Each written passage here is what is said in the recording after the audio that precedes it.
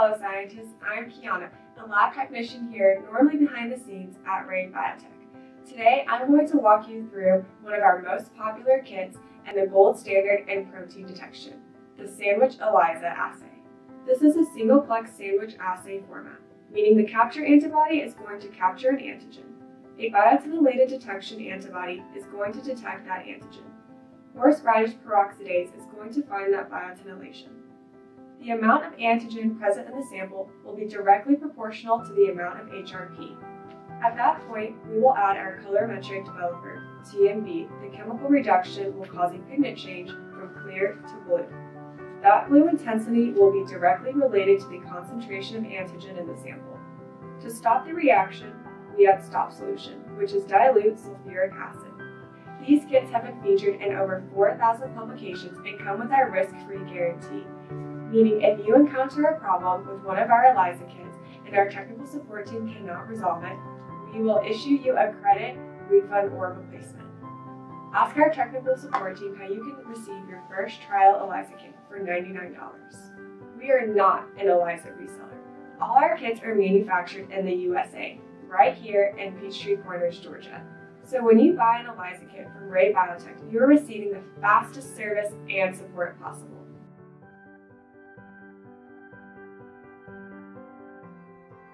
This video is part of our visual manual series. Everything I say here can also be found on your digital manual card by following this link. It will take you to the manual, or you can pull it up on our website where you can download it for free. On our website, you will also find the list of previous kit citations for that target. We are going to demonstrate human IL-18. Interleukin-18 is one of a number of pro-inflammatory cytokines, the activities of which appear to be species-specific. You can read more about it in the manual introduction. As this is a demonstration for all of our ELISA kits, we are going to start with the materials section. First is a 96-well ELISA plate pre-coated with anti-IL-18 antibody. We are quantifying the absolute concentration, so we have 2 lyophilized standard vials of IL-18 and 2 vials of anti-IL-18 biotin labeled antibody. Detection enzyme is horseradish peroxidase, commonly known as HRP. HRP is paired with light-sensitive substrate TMB. That reaction is stopped with dilute sulfuric acid or stop solution. You have 2 concentrated assay diluents and 1 concentrated wash buffer. ADA is only used with cell culture samples. We recommend using our wash buffer even if you already have one of your own. Plate seals are used for each incubation. Additional materials your home court lab will need. First and foremost is a microplate reader and a plate rocker. In case of an emergency, you can use plastic wrap as a covering. To blot any excess liquid, use absorbent cushion paper. And you will need any essential lab supplies. Deionized water will be used to dilute concentrated buffers. Most ELISA labs will have a plate washer. We will demonstrate hand washing if this is not an option. Before we start, we are going to prepare our reagents. Concentrated buffers are diluted with deionized water. If using cell culture samples, you only need to dilute ADB. If using serum and plasma samples, dilute both ADA and ADB. Dilute wash buffer. Even if you already use your own, we recommend using ours.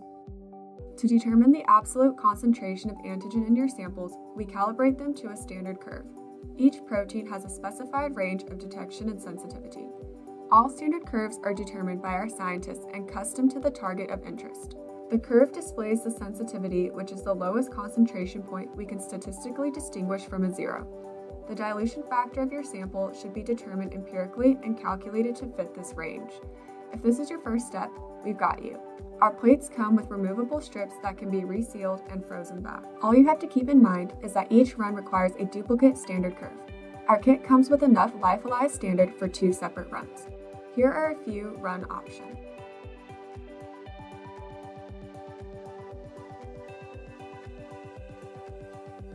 For demonstration purposes, we are going to show a full plate.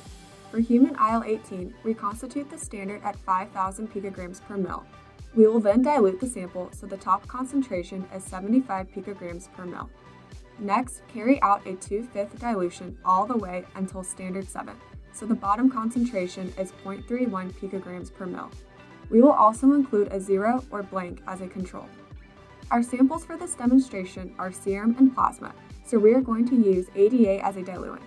If your samples are cell culture, use ADB. Reconstitute the lyophilized mixture with 400 microliters and ensure it is thoroughly mixed in a homogeneous mixture. Next, prepare the tubes with the indicated volumes. For standard 1, add 788 microliters of ADA, and standards 2 through 7 and the control, add 300 microliters. Good laboratory practices are always to spin volumes down prior to diluting. When you mix, it will be with the full volume. This helps with our precision. Once this is complete, you are ready to start the standard curve. Pipette 12 microliters of stock solution into standard 1. Mix thoroughly and gently with repeated pipetting at least 10 times.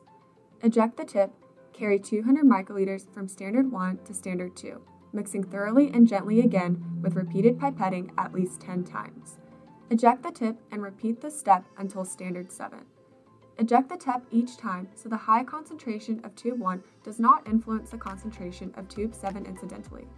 Keep the zeros separate to prevent accidental passage from the standard. Add 100 microliter of standard and sample and duplicate to each well according to a plate map. Get a new pipette tip between each standard. Once you've added your standard, you can add your diluted samples. Keep track of the plate map for every run. Ensure there are no bubbles, as the capture antibody should be able to interact with the homogeneous mixture.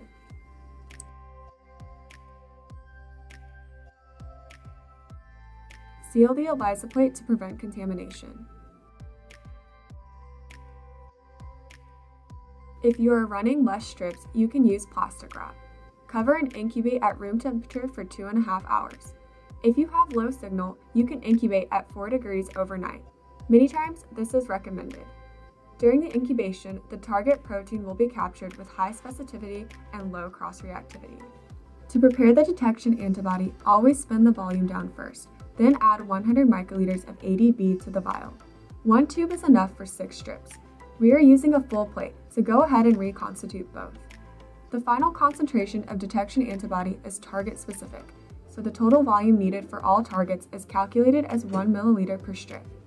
If you are using 4 strips, it's 4 milliliters, 6 strips is 6 milliliters, and 12 strips is 12 milliliters. Because we are using a full plate, the total volume used will be 12 milliliters.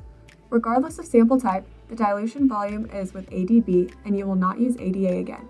Detection antibody of IL-18 requires an ADX dilution, so we will add 150 microliters. Once samples are done incubating and you are ready to add your detection antibody, you can go ahead and wash your plate. We use a plate washer, but many times if you want to minimize background, it is best to pipette wash, especially if your neighbor's plate washer hasn't been cleaned in a while.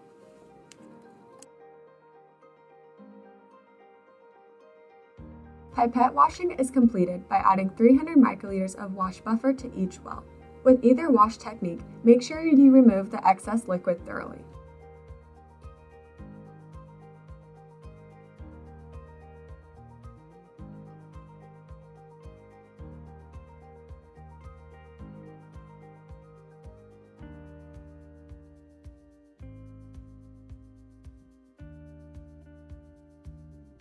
Make sure the detection antibody is a homogeneous mixture by using a vortex.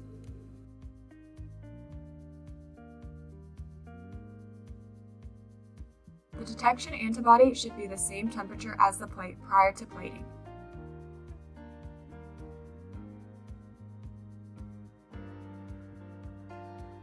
Add 100 microliters to each well, and make sure there are no bubbles.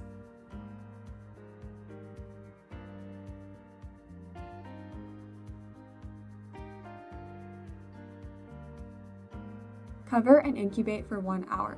The biotinylated detection antibody will find that bound antigen with high specificity.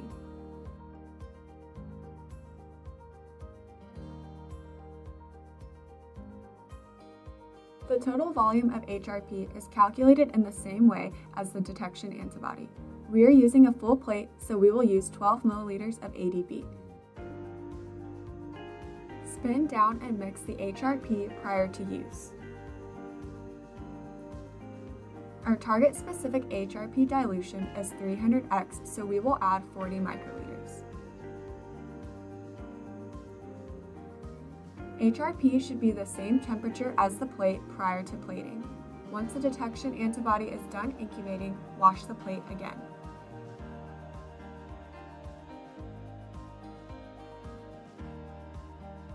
Make sure you thoroughly remove the wash buffer.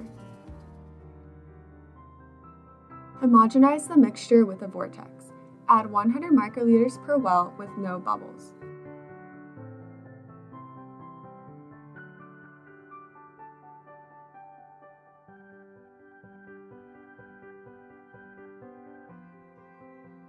Incubate covered at room temperature for 45 minutes. After this incubation, this is the last time you will wash and dry. Add 100 microliters of TMB substrate. HRP bound to the detection antibody will turn that substrate into a colorimetric product. Therefore, the bound HRP is directly related to the color intensity in each well. This is a light-sensitive reaction, so you will incubate in the dark for 30 minutes. If you have low signal, increase the incubation time. To stop the reaction, add 50 microliters of stop solution. Be careful, it is sulfuric acid. This reaction will turn the solution from blue to yellow. It is important to read immediately, as too long of a reaction can cause precipitants. The color intensity is calculated as optical density, or the ability to block light. The higher the OD, the higher the concentration. To calculate the standard curve and calibrate your samples against it, use the analysis tool found on the website. Now, you just have to write up your study and publish. Easy, right? Thank you for watching. Contact technical support at this email if you have any questions regarding our risk-free guarantee or your first trial ELISA kit for $99.